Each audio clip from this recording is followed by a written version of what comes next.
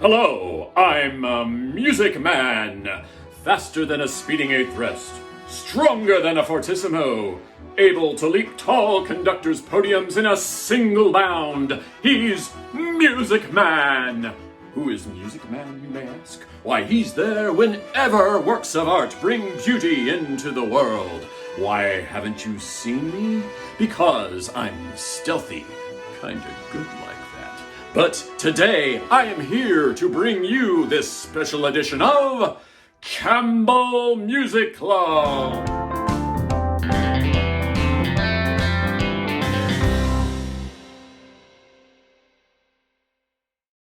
All right, Campbell Music Club fans, can you name this frequent visitor to the Campbell Music Club?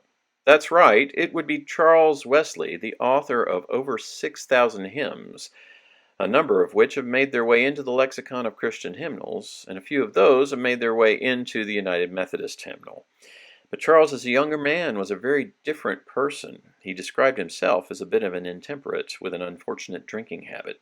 This quote from Charles: "I was amazed to find my old enemy intemperance so suddenly subdued that I almost forgot I was ever in bondage to it." Charles was a frequent visitor of the London social scene, and perhaps at first that's what his words were geared toward, gaining him popularity there. But as a wordsmith, he applied those words to the good news and spreading the gospel once he was converted.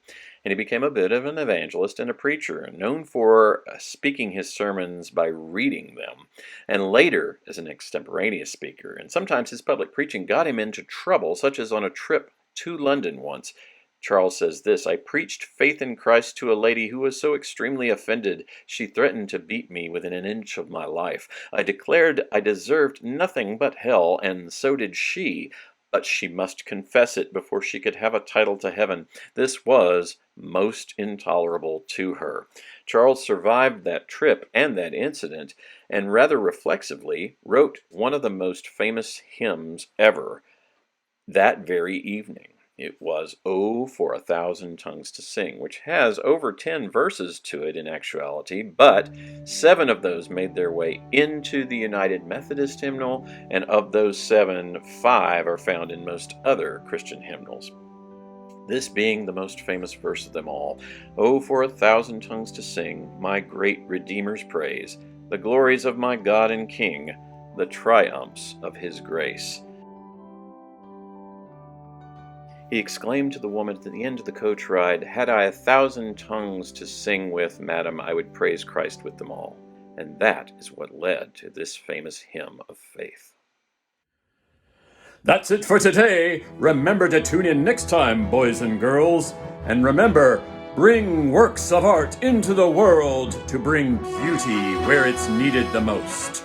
Music Man thanks you for being here today for this edition of Campbell Music Club.